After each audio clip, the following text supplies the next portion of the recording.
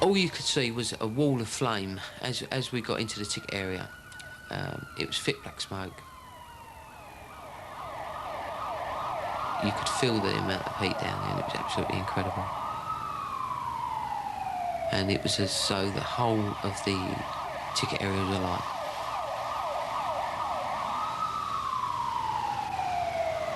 Suddenly, right in front of me was a guy waving about on the floor. And because we'd had water, we'd obviously put him out without knowing it. And basically his shirt was burnt off him, his trousers were burnt off him, and all he had was bits of tatters of shirt, like his collar and his cuffs. And he was laying on his front in very, very distressed state.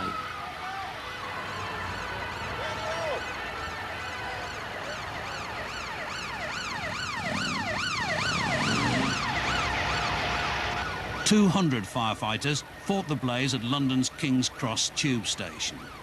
31 people were killed, including one fireman. This was the most dangerous kind of fire to tackle, an underground inferno. For the firefighters, it was like going down a giant chimney. They wore breathing apparatus and protective clothing, which enabled them to survive in 1,000-degree heat and thick toxic smoke.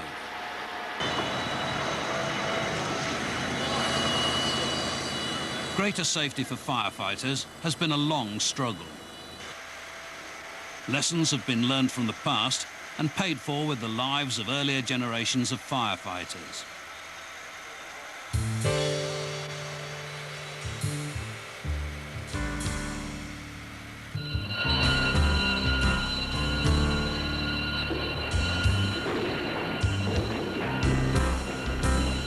Back in the 1950s, firemen took pride in going into the heart of the fire.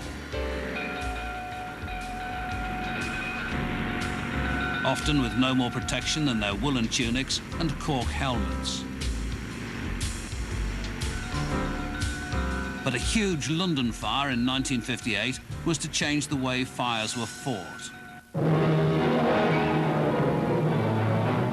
In Smithfield Meat Market, firemen from most of London's 58 stations fought the worst underground fire ever known in the capital.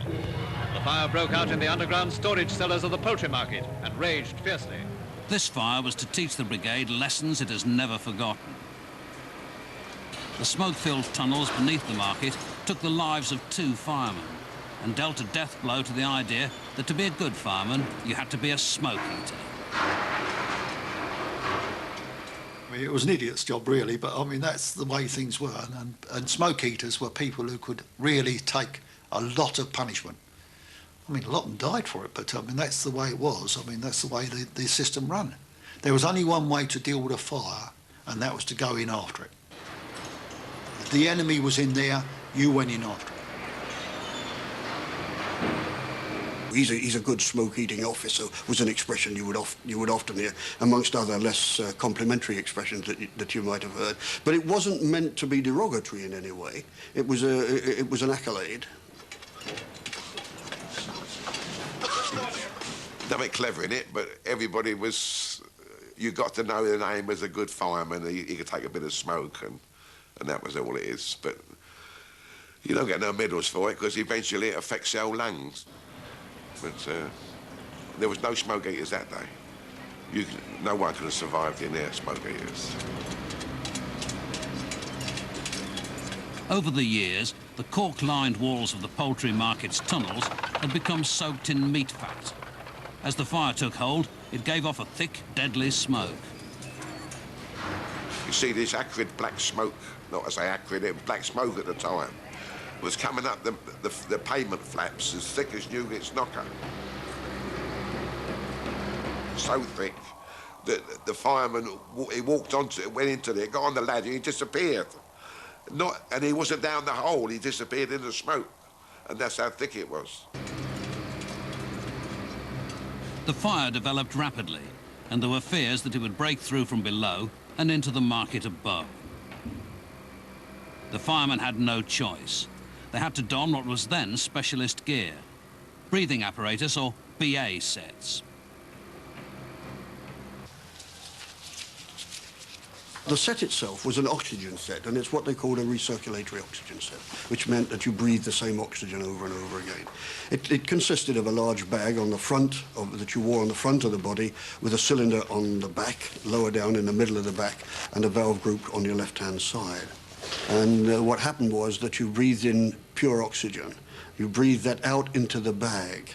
It circulated from the front of the bag, I think, to the back, through the protosorb, which absorbed the carbon dioxide. It then mixed with new oxygen, and you breathed it again. And so it went on and on and on. These proto-oxygen sets worked well enough, but they were used with few safety checks. There was no warning when the oxygen was about to run out, and no record of the first crews who went down to search for the seat of the fire. The firemen had no maps of the maze of tunnels, and they were blinded by the dense smoke. They had to move with extreme care. To feel your way, you use the back of your hand. If you use the front of your hand and you touch anything that's red hot, or you touch an electric point, your hand will do that and grab, and you can't get it off. Whereas if you're using the back of your hand, the hand can't do that. It's impossible. Of course, you've got to do the BA shuffle, as it's called. You move your feet along, in case there's a big hole there. As more and more crews arrived at Smithfield, it was realised that 2 of the first men to go underground had not returned. Well, someone come to me and said, "Have you seen Dick Stocking?" So I said, "No, he's with you lot, and so they said one of the ET's crews. So they said, "Well, no, we haven't seen him. He went in with Fort Wells." So I asked around if anybody'd seen either Fort Wells or Dick Stocking, and they hadn't. So I went and saw Mr. Shawyer and told him I thought that we were 2 men in trouble. We was informed that there was 2 men missing that were stationed up to Fort Wells and Fireman Stocking, God bless them, and the blokes, quite a few blokes being carried out unconscious. And now you start to get, not second thoughts, but you make sure your straps are right, because there's already 2 gone, and there's thick as old nougat's knocker, and now you're making sure that your set's right. And you keep looking at your pressure gauge to make sure you got enough atmospheres in there. And so we now started to do a search for them. And crews were going down. I took a crew down. I got rigged in a sec, went down below with my crew.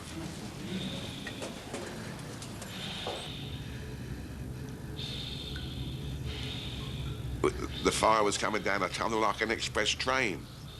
And the thing, you couldn't see it, you could hear it, and you could feel it, because it was coming down above your head in the tunnels. And it was all this cork installation that was burning. And you could hear woof, woof, as it come down. You thought, where'd that coming from?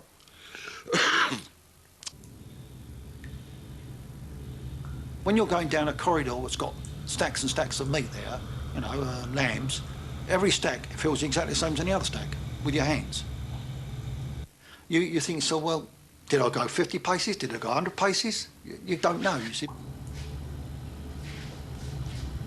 And you're shuffling along, and you're feeling with the back of the hands and shoveling with your feet, and then you hear this whoosh whoosh, and you can feel the heat on your face, and you get on the floor now, become very humble. And then you're on your hands and knees, and you've got the branch coming up, and you've got the water coming out, but you can't see what you're hitting. You couldn't even hear what you was hitting because the tunnels were so long. And as I say, then the old bottle begins to go. In other words, you think to yourself, this is the time I wasn't here, but you can't leave because you're the man next to you. So we worked our way through, and I heard someone behind me saying they'd found somebody. And I thought that what they'd found is both of the firemen. But no, they'd only found one, which was Fort Wells. And then I went on a bit further, and all of a sudden I found some meat that had been pulled down. And I thought there's something wrong somewhere, and I felt amongst it. And of course, I found Dick Stocking. I mean, I knew I'd found him because he was the only car because they had clothes on, if you saw what I mean. What he'd done, and working his way back, he's missed the opening. And now he's in real trouble.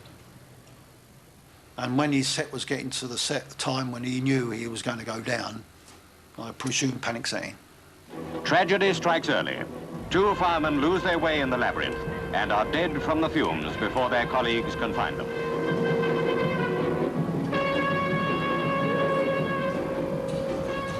With 2 men dead and the conditions worsening, the search for the seat of the fire was abandoned. An attempt to flood the basement ended in failure. The water drained away onto a nearby tube line, causing electrical problems.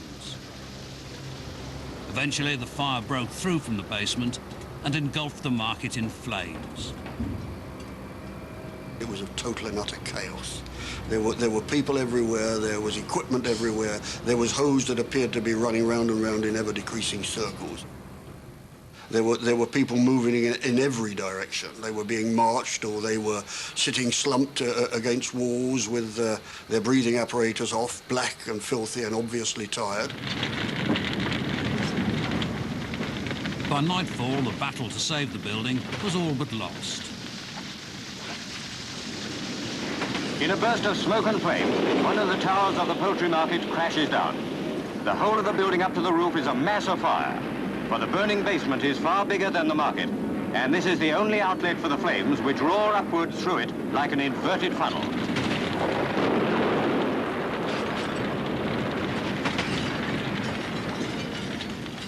Over 4 days and nights, Smithfield Poultry Market was razed to the ground.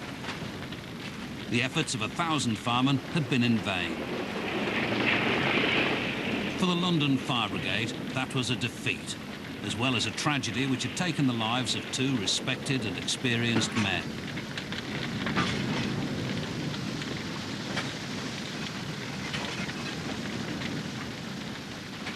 The fire broke out into the air, and Smithfield Towers came down, 100 feet in the air. The greasy flames leapt high.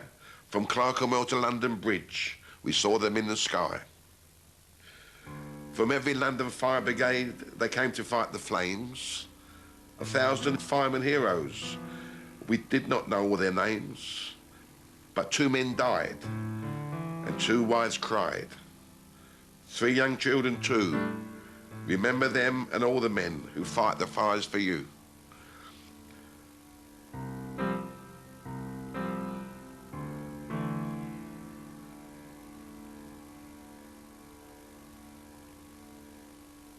One of the things that the fire service had always prided itself upon up until then was that it was safe, that it knew what it was doing, that its procedures were tried and tested, and the men who used them were skillful or were accompanied by skillful men. So I think it came as something as a blow that those men were lost in the way they were. But what it did make us do was to look more thoroughly at the procedures that we had for knowing where men were in those sorts of conditions. A service that deals in disaster learns the hardest lessons when the disaster overwhelms it. It was as a direct result of Smithfield that a new tally system was introduced so that all crews had to leave a record of when they went into a smoke-filled building. And instead of guessing when their oxygen was running out or trying to read the gauge in thick smoke, a warning whistle sounded.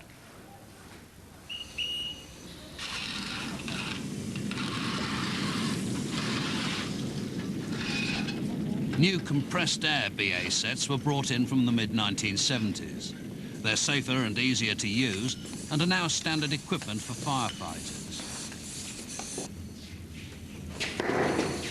Guide ropes were brought in so that firefighters can retrace their steps in large fires. 30 years after Smithfield, a fire at London's King's Cross Underground station was to test these safety measures to the full and to reveal fresh weaknesses.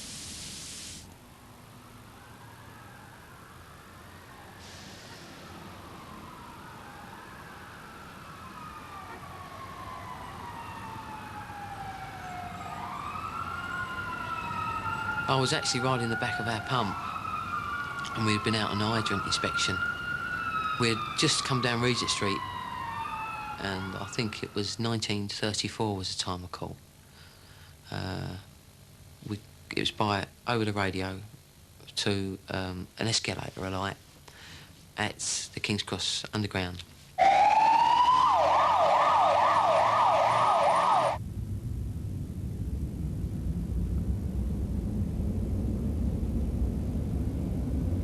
We knew there was a couple of crews already down there, so normally it's just a small extinguisher and it's out.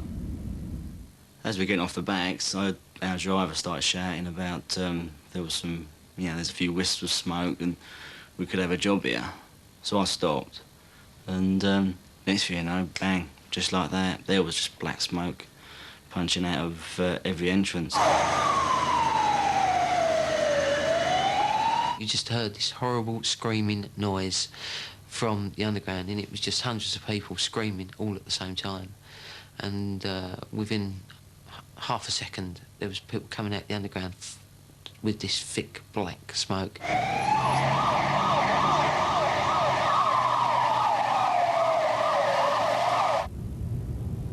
Just as the evening rush hour was finishing, a small fire on a wooden escalator had suddenly erupted across the booking hall in a fireball. Within seconds, 31 people were dead, killed by the blast of superheated toxic fumes. One of the dead was a fireman who'd gone in to investigate.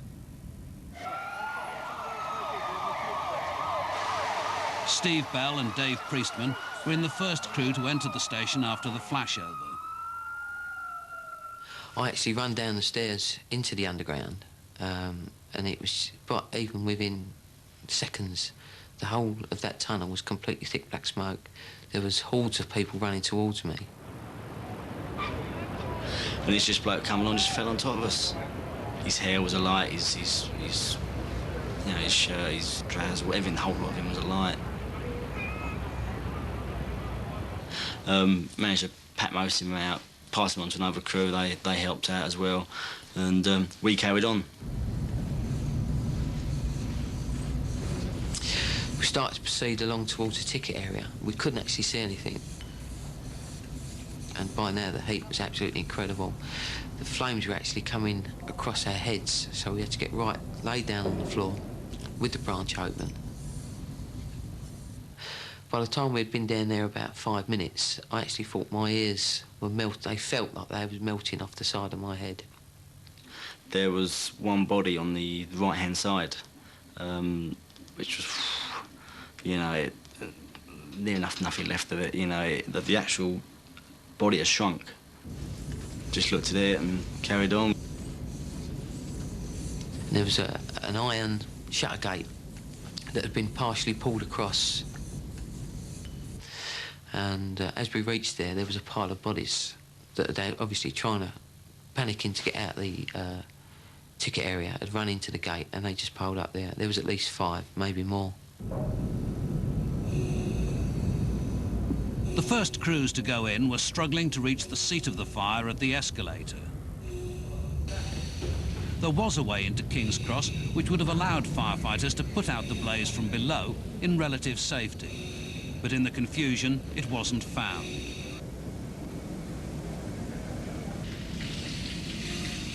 With temperatures hitting 1,000 degrees, the firefighters, just like at Smithfield, had to work their way down what was in effect a huge chimney. The biggest problem was trains were still running. Although they were now no longer stopping at King's Cross, as they were coming into the station, they was forcing a nice load of fresh oxygen up the escalators to the ticket area, and it was acting like a blast furnace. So 1 minute it's thick black smoke, and as soon as the train comes in, gives a nice fresh load of oxygen, forces the smoke out past us, so it pushes more heat onto us. And everything in the ticket area was just bright red. There was metal ticket barriers burning, and you could actually see the flames coming off them. The searing heat of King's Cross was starting to show up flaws in fire service equipment. The compressed air sets weren't lasting as long as expected, and the firefighters were cut off from command and control. They had no radios which worked underground. Control knew when the 2 men had gone in, but they couldn't know that their air was running out early.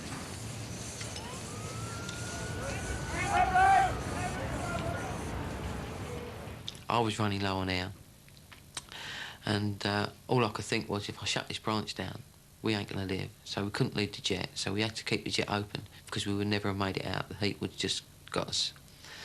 And I was just on the verge of collapse when 2 firefighters that had carried the chap out earlier managed to make their way back down with a hose reel. And all of a sudden I got the old tap on the shoulder and I thought, oh, thank God for that, someone's come to relieve me. It's one of the, another Soho bloke. So I started moving back down the hose. To find your way out again, you know, you follow the hose back. Sensible. And I actually had to follow the hose out because you just couldn't see where you was going. Followed the hose out, and by the time I got to the stairs leading out, my whistle was actually, low air whistle was actually sounding.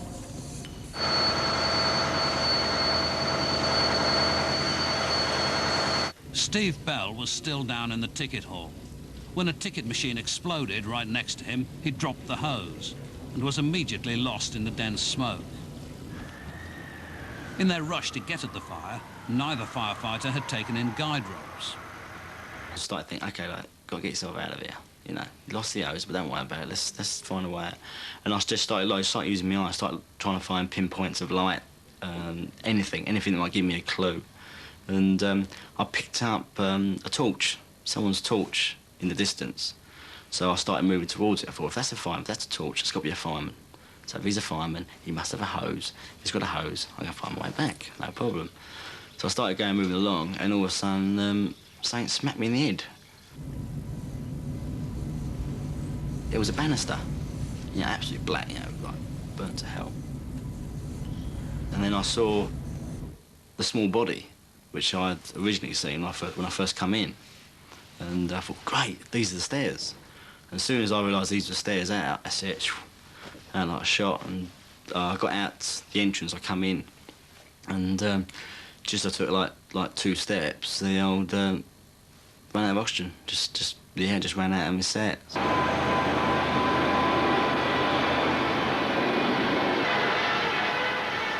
In the 2 hours it took to get the King's Cross fire under control, many firefighters were injured. Questions were raised about why the entrance from below wasn't found, why the firefighters didn't have radios that worked underground, and why protective equipment such as their gloves melted.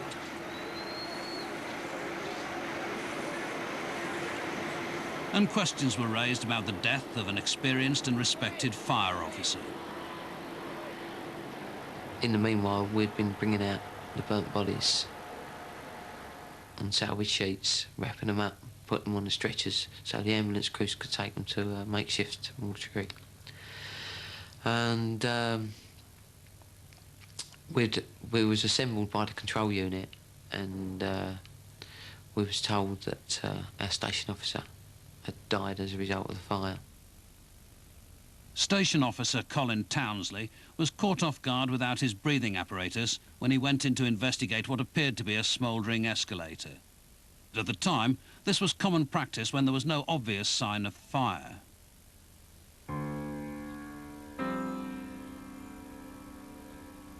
The inquiry declared Townsley's death was heroic. He was found next to the body of a badly burnt woman whom he was trying to lead to safety.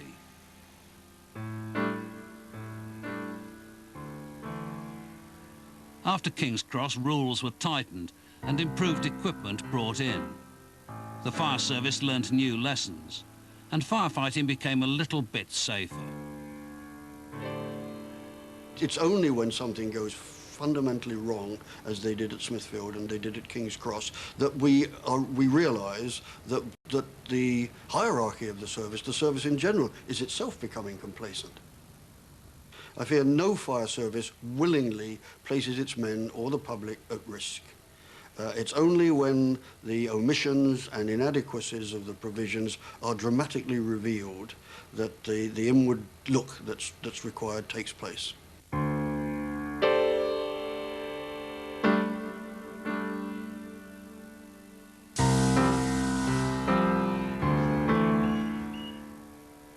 Next Monday at 9, Rescue examines how the emergency services tackled the Clapham rail disaster, compared with that of Harrow 30 years earlier. The book of the series is in bookshops. Price £16.99.